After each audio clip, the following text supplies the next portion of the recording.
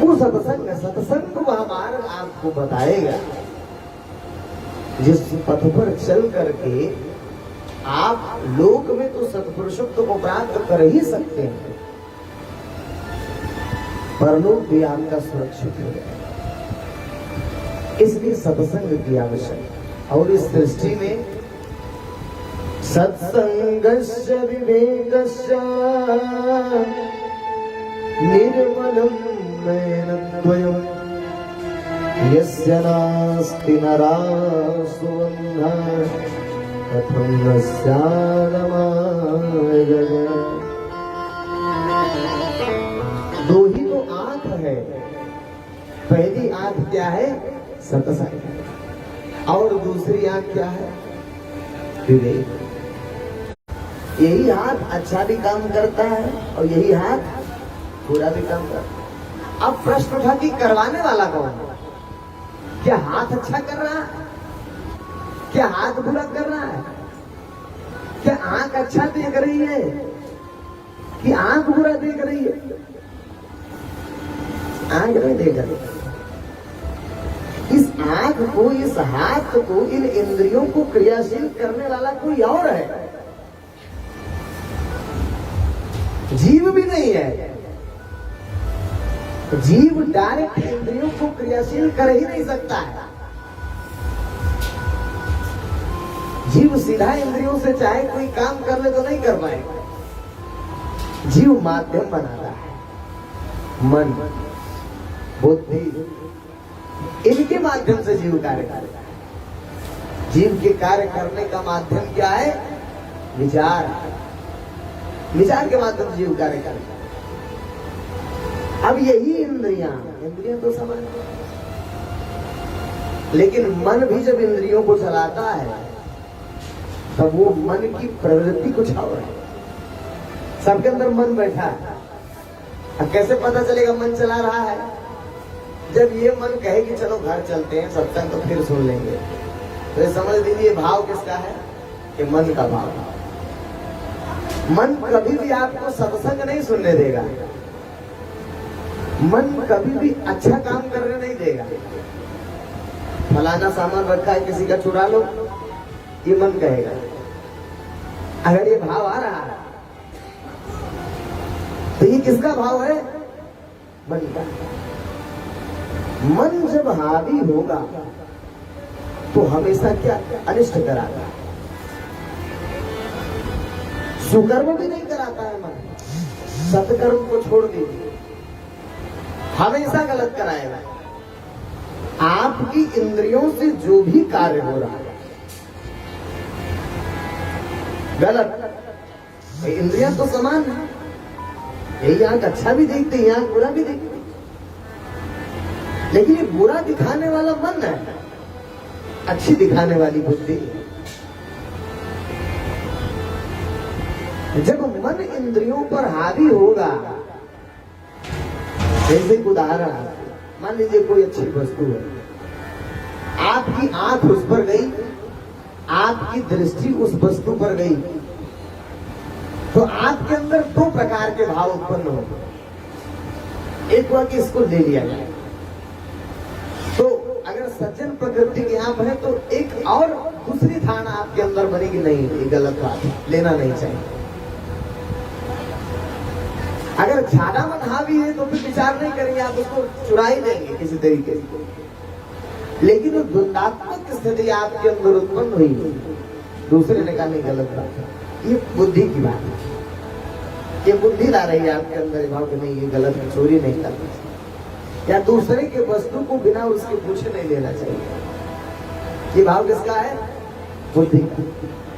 तो सात्विक है। संसर्ग क्या करता है? संसर्ग यही काम करता है। संसर्ग जाल दोष गुण भवन। जब सज्जन पुरुष का संग मिलेगा तो क्या होगा? बुद्धि को प्रधानता मिलेगी, बुद्धि बलवान होगी। और जब बुद्धि बलवान होगी तो आपसे कोई गलत काम नहीं होगा।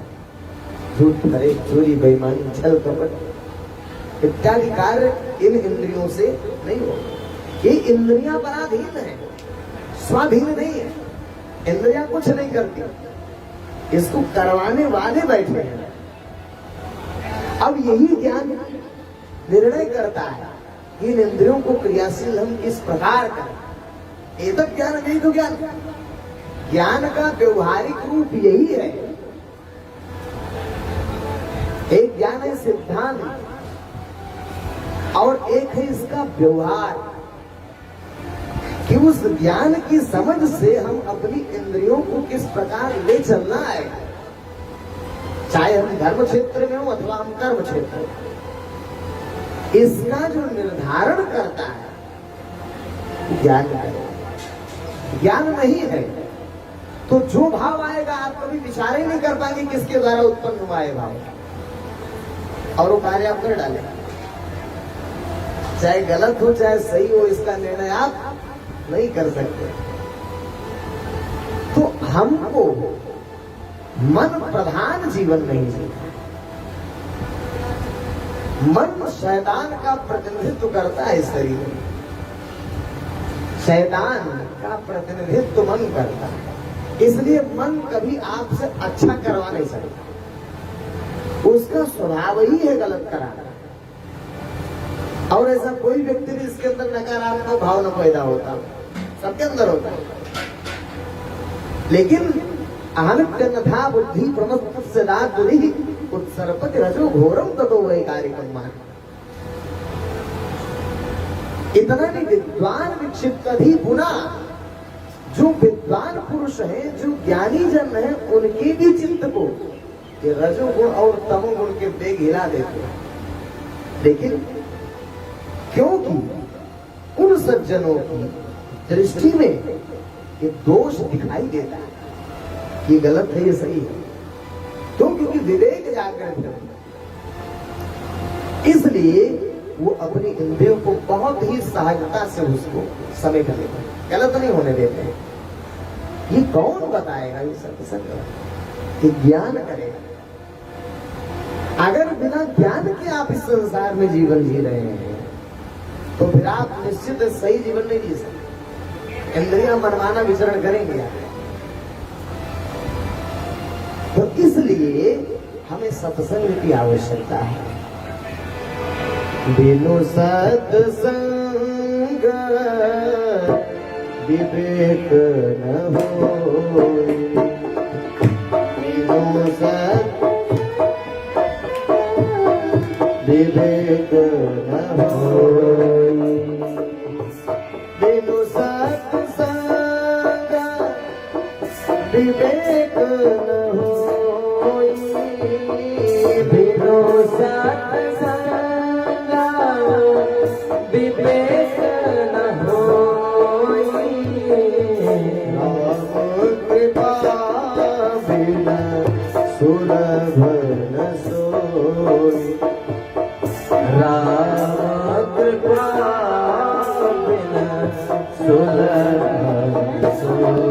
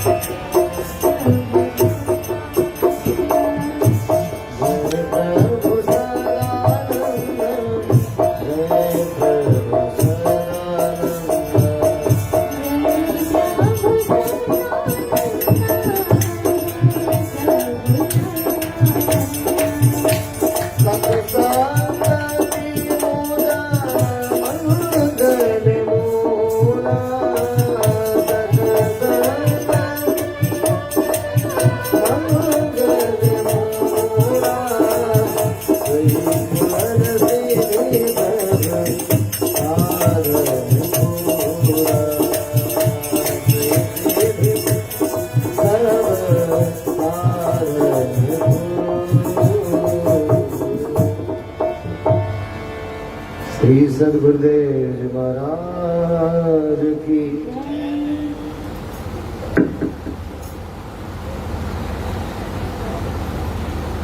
रामपुरी बाबा कृष्णा गवा था ने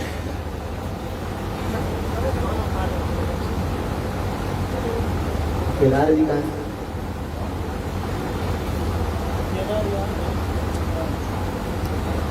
प्रेम से बोलिए सद्गुरुदेव जी महाराज की, परम पिता जी परमेश्वर की, आनंद गंग सदानंद मंगल भगवान की। सत्संगत दुर्लभ संसार निमिष दंड भरी कहूंगा। इस संसार में भी सबसे दुर्लभ कोई चीज है, क्या है? सत्संग। बहुत दुर्लभ। कथा प्रवचन तो मिलता है, लेकिन आत्मोद्धार, आत्म कल्याण का सही मार्ग, मोक्ष का वास्तविक मार्ग जो पता लगता है, वो सत्संग में पता लगता है। और बिनु सत्संग विवेक न होई। जब तक सत्संग नहीं मिलेगा, तब तक विवेक का जागरण है। और जब विवेक नहीं आपका जागृत होगा, तो स्वाभाविक बात है कि आप सत्कर्म नहीं कर सकते। कर्म तो आप करेंगे, कर्म तो गाय पालना भी कर्म ही है, भैंस खिलाना भी कर्म ही है, घर मकान खेती बाड़ी बनाना भी कर्म ही है। कर्म की गति बहुत गहन है। क्या करना है, क्या नहीं करना है। कर्मणो विबोधव्यम बोधव्यम चली कर्मणः अकर्मणस्य बोधव्यम गहना कर्मणो गति।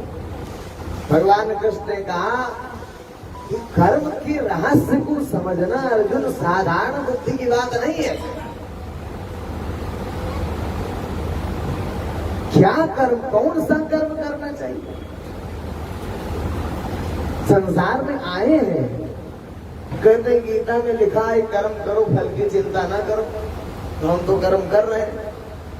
अरे गीता में ये भी लिखा है गहना कर्मणो गति, कर्म की गति बहुत गहन है। अब खाली कर्म नहीं, गीता में कर्म भी है, अकर्म भी है, सुकर्म भी है, कुकर्म भी है, सत्कर्म भी है, विकर्म भी है और अकर्म भी है। अब इनमें से कौन सा कर्म आप कर रहे हैं? कौन सा कर्म आप कर रहे हैं? है कि नहीं है? इसलिए गहना कर्मण होती। कर्तुम अकर्तुम अन्यथा कर्तुम समर्था सा परमेश्वर। परमेश्वर भी कर्म करता है, आता है धरती पर, चोरी भी करता है, माखन चुराता है, झूठ भी बोलता है, गाय भी चराता है, वह भी कर्म करता है। लेकिन कर्तुम अकर्तुम अन्यथा कर्तुम समर्थ सा परमेश्वर। वो चाहे जो करेगा, वो करता भी है, नहीं भी करता है, वो अच्छा भी करता है, वो बुरा भी करता है, लेकिन सब करने में जो सर्व सामर्थ है उसका नाम परमेश्वर। तो उस परमेश्वर ने क्या निर्देश दिया कि कौन सा कर्म करना चाहिए, ये सब जानकारी वास्तव में सत्संग देगा। अब कर्म का विषय पहले दिन नहीं चलाना चाह रहे हैं, चलेगा किसी दिन, मुझे समय तो कम है, 5 दिन का सत्संग है, 7 दिन का होता तो कुछ विषय लेकर चला जाना।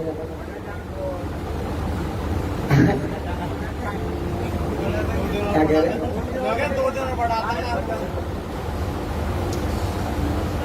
तो आज इस कार्यक्रम का प्रथम दिन, तो जैसा कि नीचे से चला जाता है एकदम मनुष्य शरीर से, मनुष्य जीवन से, मानव जीवन से, कहने का इस दृष्टि में हम आए हैं, आप आए हैं, तो हमें जीवन किस प्रकार जीना चाहिए ताकि हम वापस परमात्मा के धाम को लौट पाए। क्या करें हम, किस प्रकार हम जीवन जिए,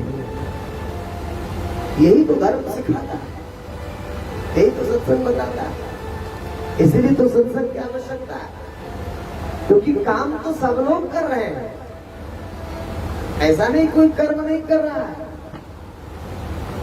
सब कुछ इन इंद्रियों से जो कुछ आप कर रहे हैं सब कर्म ही है, सब कर्म ही है, लेकिन कर्म किसकी प्रधानता में कर रहे हैं। अब वही कोई चोरी भी कर रहा है तो वो कर्म कर रहा है, लेकिन उसका कर्म क्या है, वो अच्छा कर रहा है उसका कर्म क्या है, कोई अच्छा कर रहा है बुरा कर रहा है लेकिन उसका प्रतिफल नहीं है, ये क्या है।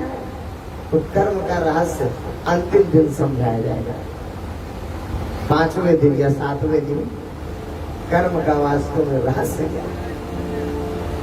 आज हम लोग इसी सत्संग वास्तव में परमात्मा से संबंधित विषय वस्तु का, तो अब हम लोग, आप लोग जितने लोग कलश लेकर आए हैं उनको समझाइएगा। कलश आप लेकर आए तो सत्संग भी सुनिए कि घर गृहस्थी और दूध निकालना तो जीवन भर निकालना है दूध आप। घर गृहस्थी खेती बाड़ी तो करते करते वृद्ध हो गए आप लोग, इतनी उम्र गंवा दी है। जिस लिए जीवन मिला है उसमें जीवन को नहीं लगा रहे हैं, और जिसके लिए जीवन नहीं मिला उसके लिए दिन रात लगाए पड़े। जीवन भगवान ने इसलिए नहीं दिया था कि गाय भैंस पालो, दूध निकालो, दूध पियो और चरा चना बाजरा गेहूं बो, काटो और खाओ। अरे खाना खाने के लिए जीवन मिला है क्या? खा तो भैंसिया भी रही है, भैंस भी खा रही है। कहा गया आहार निद्रा भय मैथुनम च सामान्य में तत्पशुभिर्नराणाम ज्ञानेन एको अधिको विशेषो ज्ञान विहीन नर पशु भी समान। गरुड़ निद्रादि मैथुनाहारा सर्वेषां प्राणिनां समः ज्ञानवान मानव प्रोक्तम ज्ञानहीन पशु स्मृता। भगवान ने कहा, भगवान विष्णु ने गरुड़ को ज्ञान दिया तो कहा हे गरुड़, निद्रा, निद्रा माने, निद्रा माने जानते हैं सोना, नींद, गोल्ड वाला सोना नहीं, सोना चांदी वाला सोना नहीं, ये वाला सोना। निद्रा सोना, सब लोग सोते हैं ना, भैंसिया भी सोती है, तो आपके सोने और भैंसिया के सोने में क्या अंतर है? आपको तो चिंता होता है कि चारपाई भी चाहिए, गद्दा भी चाहिए, उसको कोई चिंता नहीं, वही सो जाएगी उसी कचड़े में। आपसे ज्यादा निश्चिंत है वो। उसको कोई चिंता नहीं है। मनुष्य जैसा शरीर पा करके आप चिंता युक्त हैं और पशु शरीर पाकर वो चिंता मुक्त है।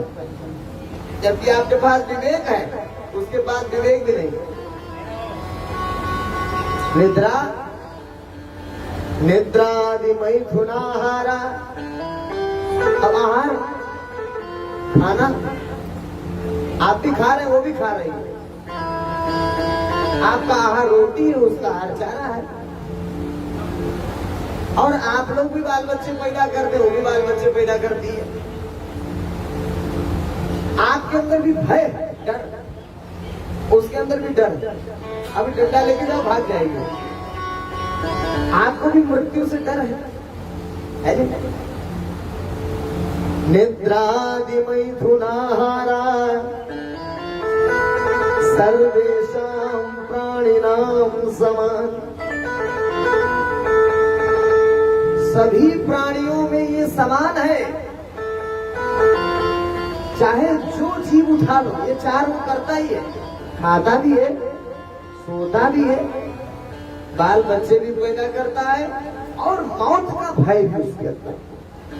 सब प्राणी में कोई उठा कर देगा। एक मच्छर के अंदर भी ये चारों काम। सर्वेषां प्राणिनां समान।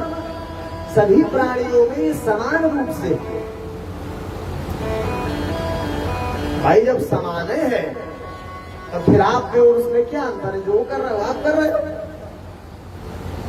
है कि नहीं है? तो आपको पशु कहा जाए कि मनुष्य कहा जाए?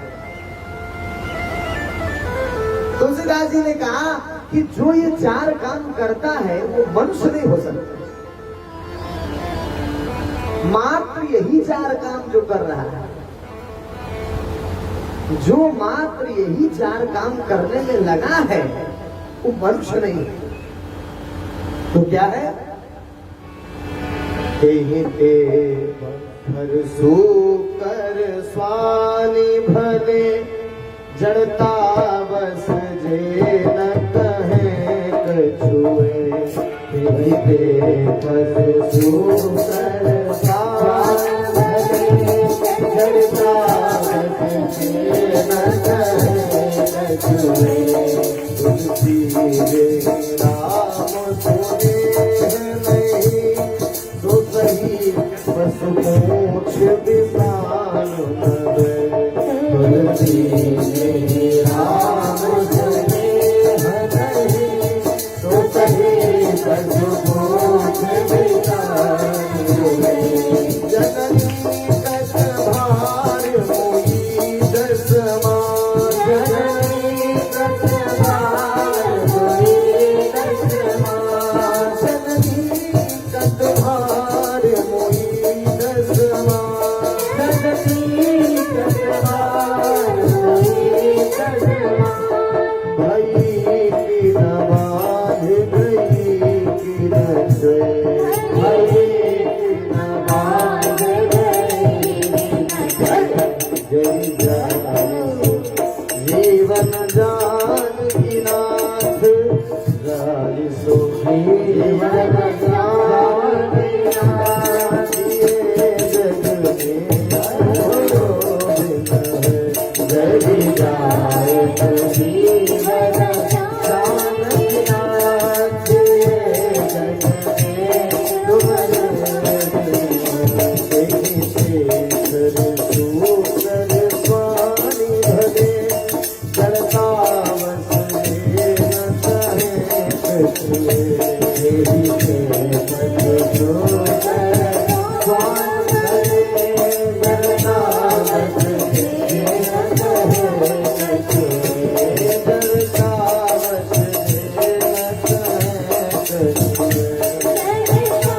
बस जे न कहे कछुए।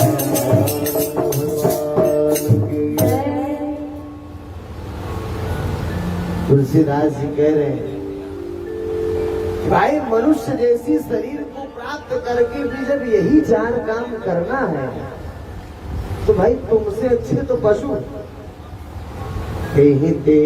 खर खर माने जानते हैं? खर खर खर किसको कहते हैं? खर माने गधा, खर माने गधा। तुलसीदास जी कह रहे तुमसे अच्छे तो गधा है।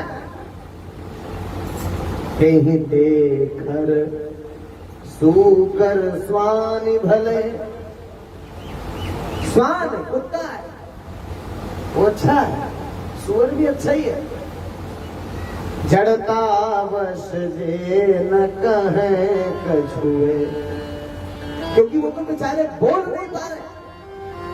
और भगवान ने इतनी सुंदर वाणी दिया कि परमात्मा के नाम का स्मरण कर रहा है तो दिन रात भैंस गाय पड़वा पड़िया खेत इसका नाम ले रहे हैं। रसना इसलिए मिला था जी सुदादुर जी समाना। यदि इस मुखार बिंद से आपने परमात्मा के नाम का स्मरण नहीं किया तो आपकी जिह्वा जिह्वा नहीं है, तो मेढक की टर टर करने वाला मुंह है। क्योंकि मुंह मिला था भगवान भगवान करने, और आप क्या कर रहे हैं? संसार की भौतिक वस्तुओं का चिंतन और उन्हीं का वादा, उन्हीं का नाम ले रहे हैं आप। तुलसीदास जी कहते हैं कि कहते घर सोकर स्वान भले, जड़ता बस जे न कहें कछुए। तुलसी जी राम स्नेह नहीं, जिसका स्नेह भगवान के चरण कमलों में नहीं है, जिसका स्नेह भौतिक संसार में है, घर परिवार बीवी बच्चा नौकरी चाकरी, सुसही वह सही में पशु है। बस जानवर के पास 4 पैर होते हैं, आपके पास 2। तुलसी जही राम सोने नहीं, सो सही पशु पूछ विषान न गए। विषान माने सींग और पूछ माने पूछ। तुलसीदास जी कहते हैं वो मनुष्य जो खाली आहार निद्रा भय और मैथुन कर रहा है, खाना खाना सोना बाल बच्चे पैदा करना भयभीत रहना, इन कामों में संलिप्त है, तो वास्तव में वो पशु है। पर 2 चीज नहीं है, सींग और पूंछ। सींग और पूंछ आपके नहीं है, बाकी मनुष्य भी वो पशु ही है जो खाली 4 क्रियाओं में मात्र लिप्त है। अरे परमात्मा ने मनुष्य जीवन क्यों दिया? ये मनुष्य जीवन क्या है, यह किस लिए प्राप्त है, इसको प्राप्त करके करना क्या चाहिए, यही नहीं जाने आप। क्या कहा जाए? और समझाने बताने के लिए हजारों किलोमीटर से हम लोग चल के आए तो लोगों के पास समय नहीं, अपने उद्धार की बात जानने का समय नहीं, अपने कल्याण की बात जानने का समय नहीं। क्या करेंगे? बड़ा कष्ट होता है क्या देखकर समाज कि किस गर्भ में हंसता हुआ जा रहा है समाज, किस गर्भ में हंसता खेलता हुआ जा रहा है। कभी विचार नहीं करता है यदि ये देह छूट गया ना, इस शरीर अगर छूट गया, इसके बाद भयंकर तड़पन। इसलिए मौत से सब लोग डरते हैं, क्योंकि मृत्यु के बाद एक भयावह यातना है। आप लोग एक प्रश्न कर सकते हैं कि किसने देखा है मरने के बाद? ऐसा नहीं किसी ने नहीं देखा, कोई चीज देखी गई जानी गई तभी कही जा रही है। इस दुनिया में हर एक विषय वस्तु का यदि नाम है तो उसका एग्जिस्टेंस भी है। नाम ऐसे नहीं आता है, पहले रूप आता है। किसी चीज का पहले रूप आता है, बाद में नाम दिया जाता है। आपकी शरीर पहले गर्भ से आई तब नाम दिया गया पुरुषोत्तम। पहले रूप की उत्पत्ति होती है, बाद में नाम आता है। तो यदि नाम है ब्रह्मलोक, शिवलोक, नरक, स्वर्ग, यमराज, लोकपाल, इंद्र, इलाज, लोकपाल, तो इनका स्थान भी, ये सारी विषय वस्तुएं ब्रह्मांड में एग्जिस्ट करती हैं। आप तो गढ़मोरा और राजस्थान के अलावा जाने ही कहाँ है कुछ, लेकिन ये राजस्थान तो बहुत छोटी जगह है। और उस राजस्थान में भी आप कहाँ रह रहे हैं? करौली जिला में।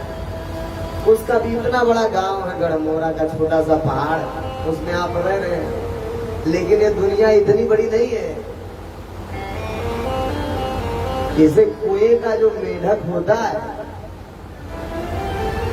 तो जब कुएं में भ्रमण करता है वो, और एक कोने से छलांग मारता है और दूसरे कोने पर जाकर गिरता है, तो बड़ा खुश होता है कि हमने तो पूरा संसार पार कर दिया। और क्यों उसको लगता है कि बस इतने बड़ी दुनिया है, लेकिन वास्तव में इतनी बड़ी दुनिया नहीं है। वो कुआं जो है वो किसी गांव में है, छोटे से।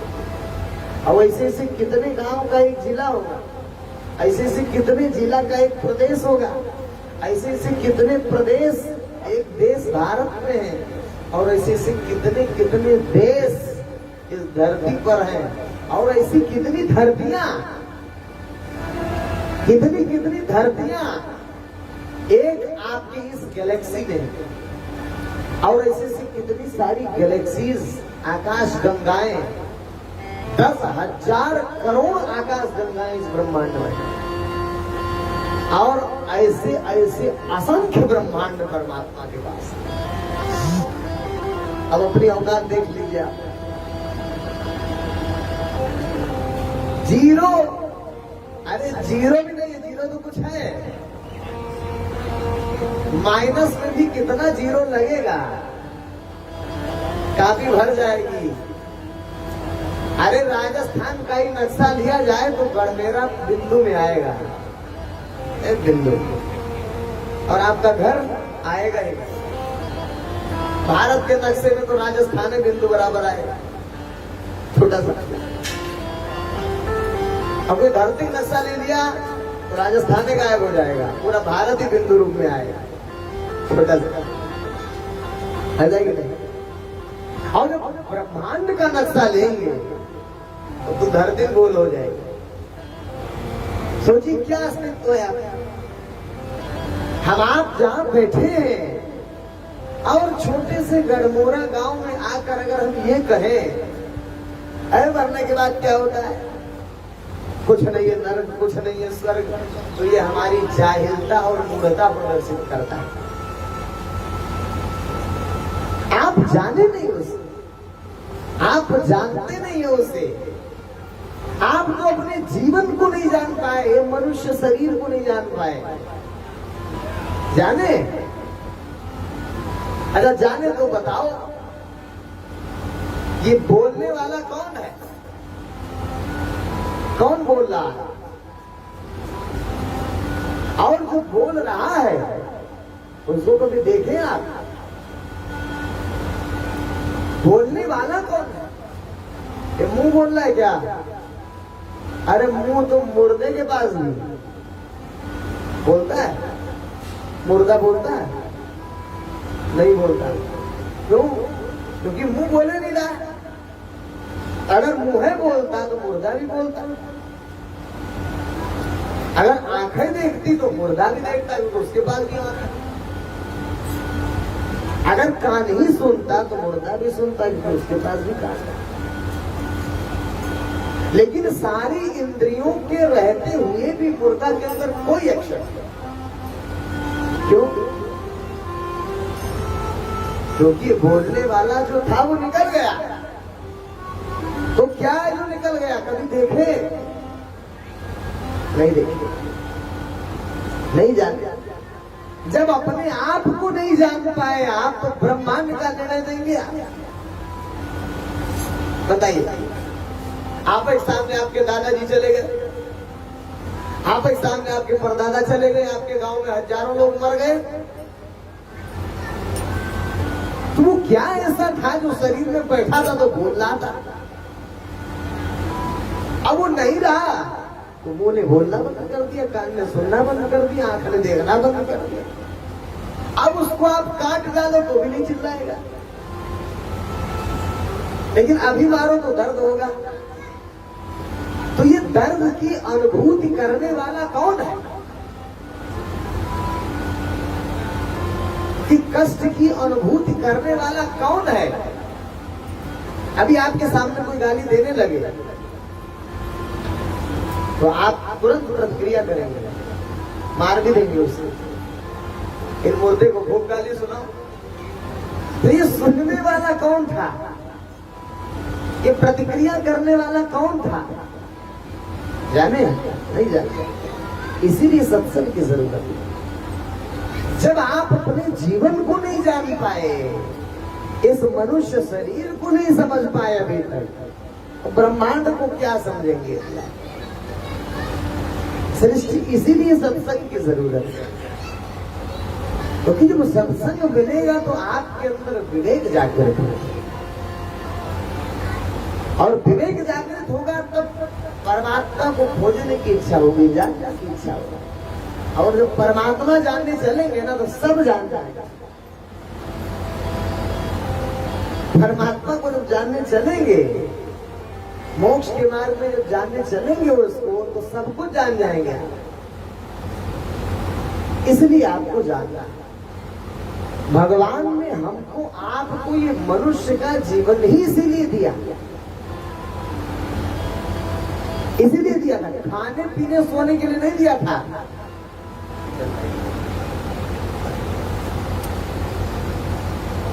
भाई खाने पीने सोने के लिए तो पशु भी कर ही रहा था, लेकिन भगवान ने हमको, आपको ये मनुष्य का देह इसीलिए दिया था कि इसको पा करके हम क्या करें? अपना आत्मोद्धार करें। बड़े भाग्यवान नुषतन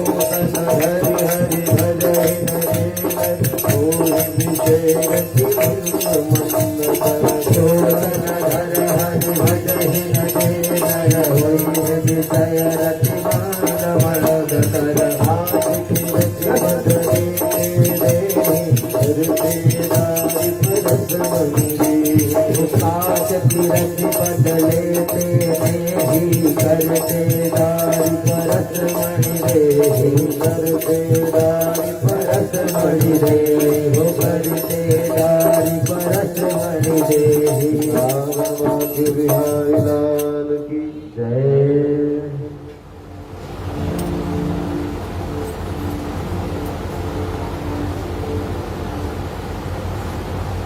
श्री सद्गुरुदेव जी महाराज की जय। तो भैया सारे शास्त्र इस बात को कहते हैं, बड़े भाग्य मानुष तन मनुष्य देह हमको आपको परमात्मा ने इसीलिए दिया। क्यों? क्योंकि इस देह को सारे शास्त्रों में दुर्लभ कहा। दुर्लभ कहा ना? दुर्लभ क्यों कहा? दुर्लभ क्यों कहा? दुर्लभ माने क्या होता है? गढ़मोरा के लोग बताएंगे। दुर्लभ का होता है मतलब क्या? कठिन है। कैसे कठिन है? कैसे कठिन है? मनुष्य शरीर पाना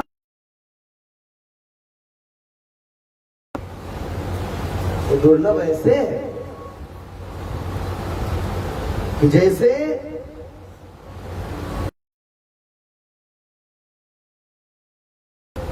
घड़ी देखे ना, घड़ी तो घड़ी की जो सुई है 12 पे कब पहुंचती है? जब पूरा एक बार घूम लेती। तो ऐसे जो मनुष्य देह है, इस प्रकृति की जो सर्किल है, प्रकृति का जो सर्किल है, उसमें मनुष्य देह एक ही शरीर है। खाली मनुष्य एक ही शरीर माने से पर्टिकुलर शरीर मत समझिएगा। जो मनुष्य योनि है वो एक ही बार मिलता है। आप 83,99,999 बार मौत को प्राप्त होते हैं। सोचो कितना दुर्लभ। मरना चाहते हैं? कोई मौत चाहता है? मौत से सबको डर लगता है कि नहीं? डर लगता है ना? बहुत बहुत भय है लोगों को मौत से। भैंसिया बिक जाए, घर बिक जाए, लेकिन हम मरे ना। एक कुछ लोग ऐसे भी होते हैं।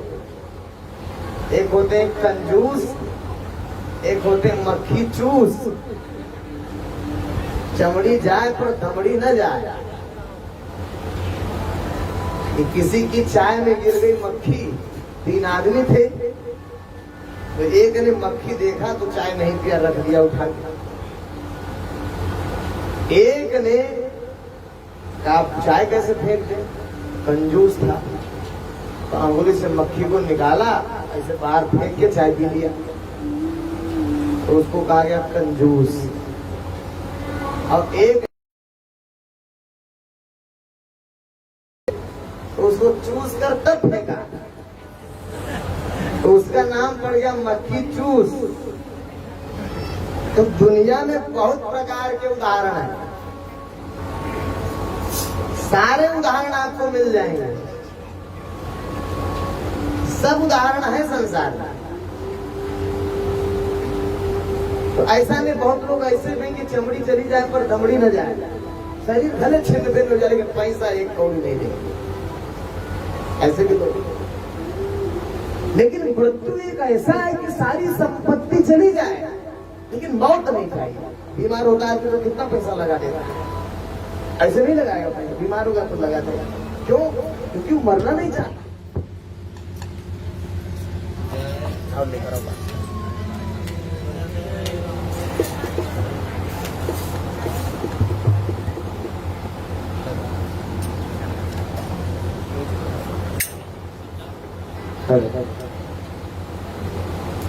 प्रेम से बोलिए श्री सद्गुरुदेव जी महाराज की जय।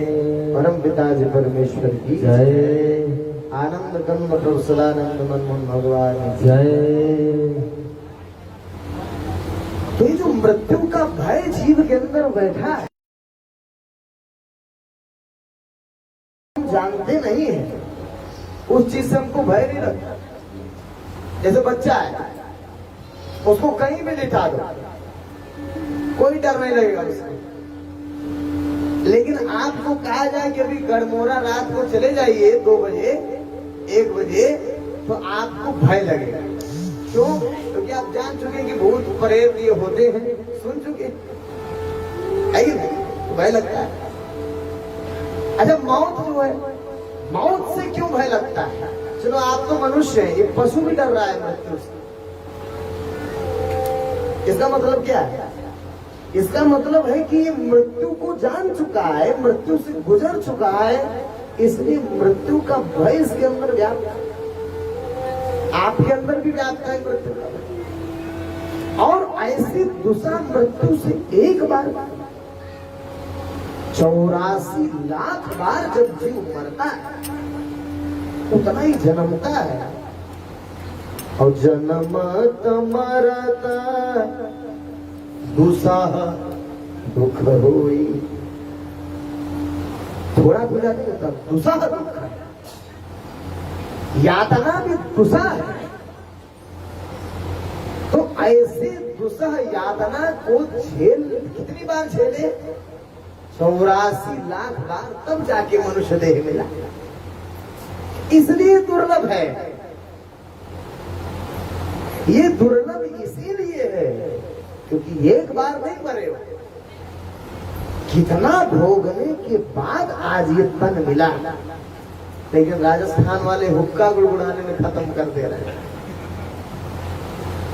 कोई ताश का पत्ता खेलने में खत्म नहीं कर दे रहा है, लोग टाइम पास कर रहे हैं।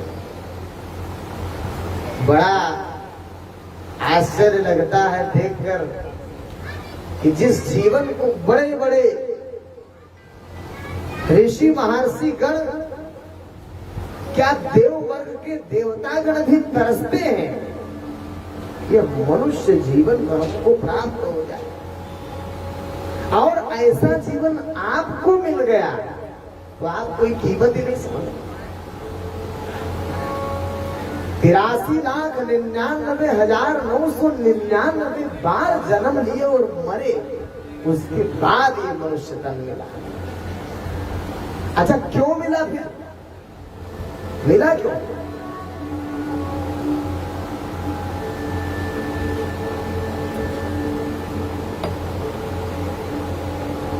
किसी चीज को बनाने से पहले उसका लक्ष्य निर्धारित होता है कि नहीं होता? ये हारमोनियम ऐसा नहीं बना, बनाने वाले ने पहले सोचा कि किस लिए लकड़ी काटी जा रही है, पहले सोचा गया, बाद में निर्माण हुआ। ये माइक अनायास नहीं बना, पहले प्लानिंग हुआ कि किस लिए बन रहा है, फिर उसके बाद ये चीज बना। ऐसा कि नहीं? सृष्टि में कोई भी वस्तु है तो पहले सिद्धांत निर्धारित होता है, तब पश्चात बनता है। यही ना नियम है, सृष्टि का भी नियम ऐसा ही है।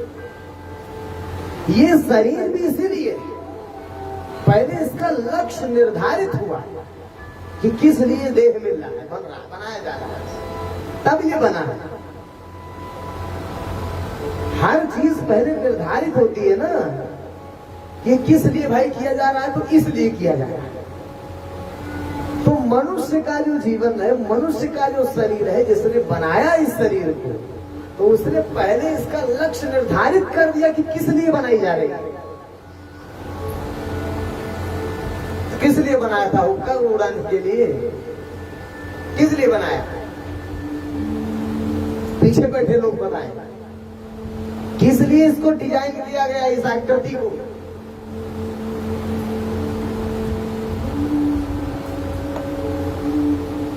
किस लिए बनाया गया? माता लोग, भजन से क्या होगा? भगवान के भजन का भी उद्देश्य क्या है? गौर से समझिए, इसलिए बनाया जाता है, इसलिए इसको बनाया गया। भाई शरीर तो और भी, ये भैंस की शरीर है, मच्छर के पास भी शरीर है, मक्खी के पास भी शरीर है, मछली के पास भी शरीर है, अंडज पिंडज सबके पास शरीर है, लेकिन ये मनुष्य शरीर है। और ये 84 भोगने के बाद दिया गया, तो एक ही शरीर है 84 लाख में, वो मनुष्य है जिससे आप मोक्ष की प्राप्ति कर सकते। बात समझ में आई? मोक्ष की प्राप्ति खाली मनुष्य शरीर में हो सकती है, बाकी कोई भी शरीर नहीं है जिससे आप मोक्ष प्राप्त करें। तो मोक्ष की प्राप्ति के लिए बनाया गया है। और मोक्ष की प्राप्ति कैसे होगी? तब भगवान का भजन, इसलिए भगवान का भजन है। अब भगवान कौन है, भजन कैसे करना है, ये भी तो जानना होगा, है कि नहीं? ये सारे विषय अब लोग अपने कोई कुल देवता को पूज रहा है, कोई भूतों को पूज रहा है, कोई प्रेतों को पूज रहा है, वो भजन भक्ति थोड़ी है। भगवान कृष्ण गीता में कह रहे हैं कि अर्जुन, तुम जिसकी उपासना करोगे उसको प्राप्त होगा।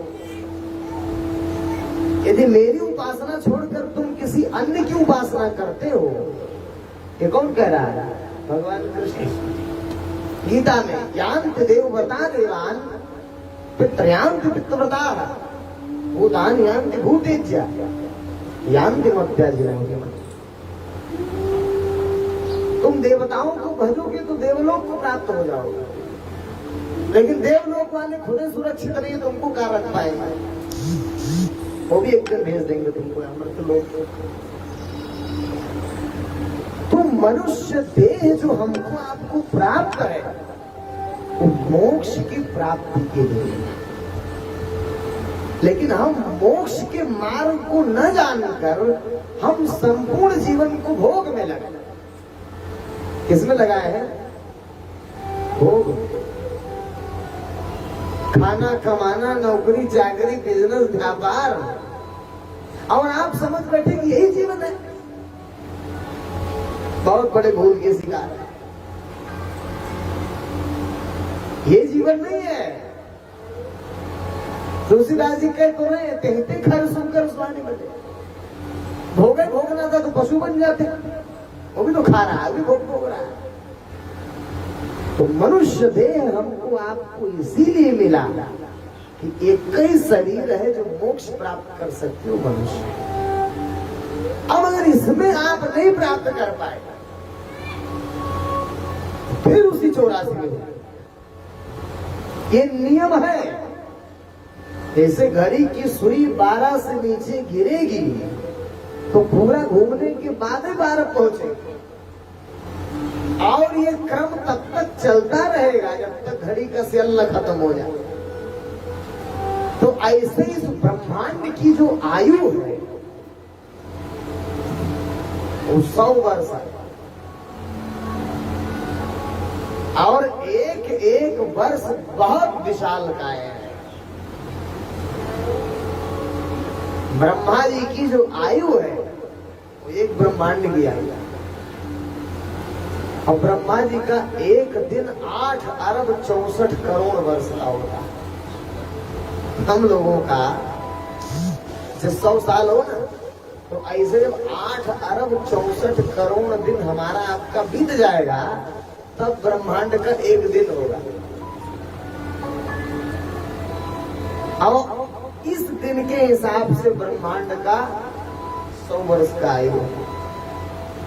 और 50 साल ब्रह्मांड का बीत चुका,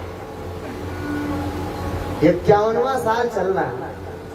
अब सोचो 51 साल से हम चक्कर काट रहे हैं। ये 51 साल नहीं, ब्रह्मांड के 51 साल, यानी असंख्य बार इस सृष्टि चक्र में हम आप जन्म और मरण के चक्र में घूम रहे हैं, और तब तक मोक्ष पर्यंत घूमते रहना पड़ेगा। इस कष्ट से बचने के लिए तो मनुष्य नहीं है। आज इस कार्यक्रम का प्रथम दिवस है, भगवत कृपा रही। कल से हम लोग और विषयों को प्रारंभ करेंगे। आज अब महात्मा जी को आमंत्रित करते हैं। महात्मा रामपुरी जी, थोड़ा आप भी आइए।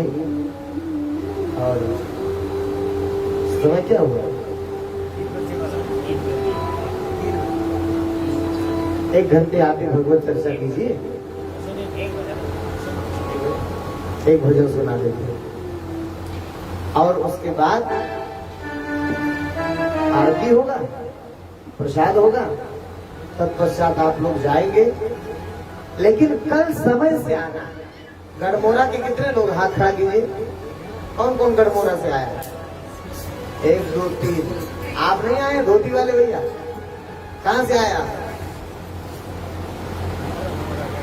अच्छा। और अपने आस पड़ोस के लोगों को भी थोड़ा बुला के लाइए, क्योंकि सत्संग बहुत दुर्लभ चीज है, बहुत दुर्लभ।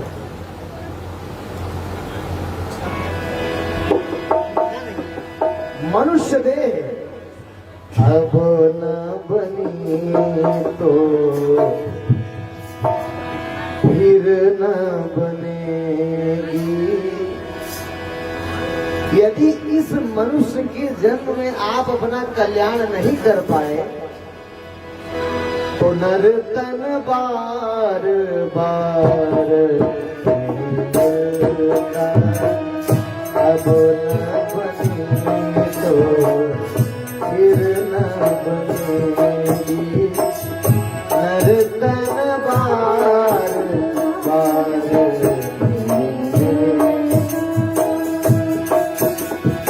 नर्तन बार बार नहीं, अब न बने तो फिर न बनेगी। नर्तन बार बार नहीं होता, अब न बने तो फिर न बनेगी।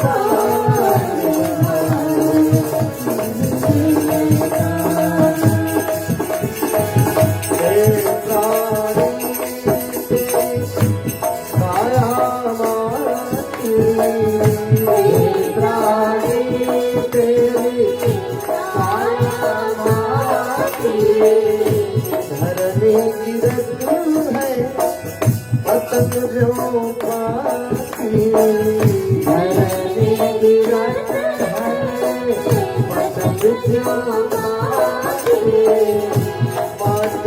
माटी मिलके रहेगी माटी में माटी मिलके रहेगी हर तन बार